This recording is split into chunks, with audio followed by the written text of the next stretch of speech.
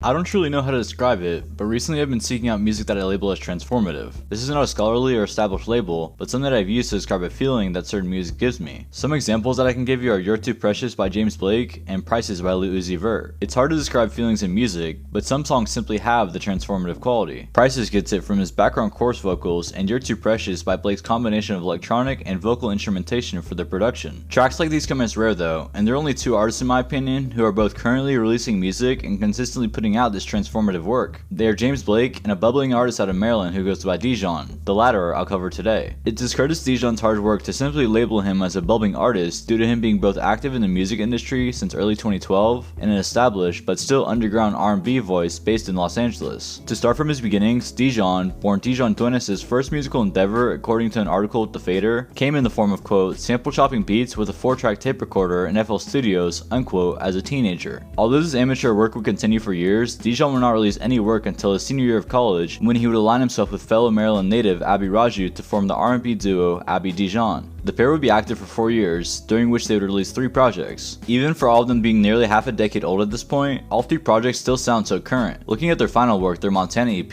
and comparing it to Dijonn's current artistry, the most major difference and the biggest flaw, which Dijonn admitted himself, was how he quote, receded into the production, unquote, vocally. Dijonn and Abhi experimented with vocals in production and created the same bizarrely spacey atmosphere that Dijonn now embodies. Dijonn credits his split from Abhi to their 2016 move to Los Angeles. Although Montana was released after their move, Dijonn has shared in interviews that it was still representative of Maryland and that after their move, he experienced a complete, quote, artistic shift, unquote. He shared more on this in an interview with The Fader. Quote, there wasn't necessarily a reason that things went solo, there was no negativity, but I think overall I was trying to find a way to channel shit that I was really into, unquote. Over the next 2 years, Dijonn would take the time to carefully carve out a lane for himself as a solo act by opting to release 5 singles, with these being Stranger, Violence, Skin, Wild, and Nico's Red Truck. These 5 singles were more singer-songwriter based and less abstract than his current work, but they're still really good. This single era reminds me heavily of Rex Orange County and Kevin Abstract's first tapes, in the way that they feel lo-fi and extremely honest in a good way. Like someone writing alternative songs backed by guitar from their bedroom and releasing them to anyone who would listen. While building this groundwork for himself, Dijonn was also collaborating with the then underground Brockhampton as an accompanying vocalist on 2 different tracks across 3 years. First, he appeared as a background vocalist on Summer off of their 2016 release, Saturation 2. With the track being a solo by one of the group's members, Bareface, they would follow up their collaborative efforts when they would sing a bridge together on a 2018 single, 1998 Truman.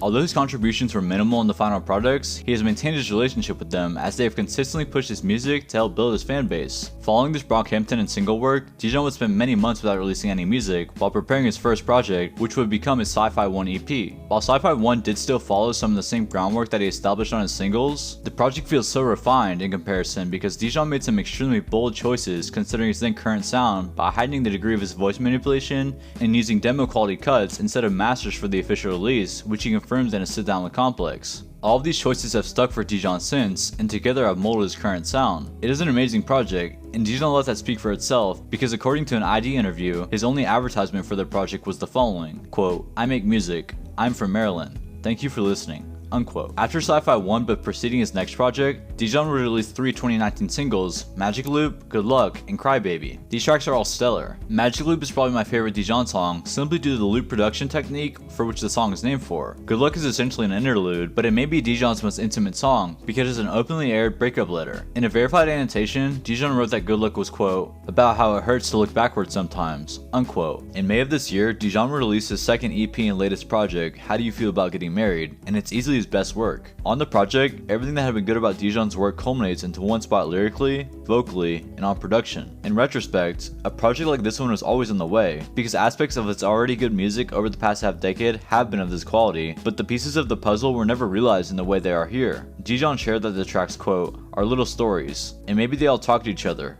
unquote. It feels like a dedicated note to either a certain love or representation of various loves for Dijonn. My favorite track off of the EP is Dance Song, which Dijonn stated was, quote, the only song I've ever been proud of, unquote. On a side note, on the same day that Dijonn released the EP, he also received a major cosign by being a producer on Charli XCX's latest record, How I'm Feeling Now, on the leading song in the track listing, Pink Diamond. On the subject of Dijonn, Charli shared, quote, "Dijonn sent me this really hard, aggressive, and quite demonic demo called Makeup On," unquote. Since How Do You Feel About Getting Married, Dijonn has released one single, Sweet Thing, back in June. I will admit it is not my favorite out of his catalog, but it's still a respectable release. Its lyrics are definitely top notch, and the glitchy production is stunning, but it simply feels like background music. It doesn't bring the same effect that the EP did. But even with one misstep in my eyes, even though it was a celebrated song by fans, Dijonn still has an extremely bright future ahead. Last year he went on tour as support for Amar Apollo, and was supposed to do the same this year on a postponed tour with Vampire Weekend. He has an extremely dedicated fan base that will be there when he's ready to release an album. Although I don't feel like How Do You Feel About Getting Married can easily be topped, Dijonn has done so on nearly every single or EP he has dropped throughout both his time with Abhi Raju and his solo career. It is still very early to be a Dijonn fan, and I'm really excited that there is a lot to look forward to in terms of growth.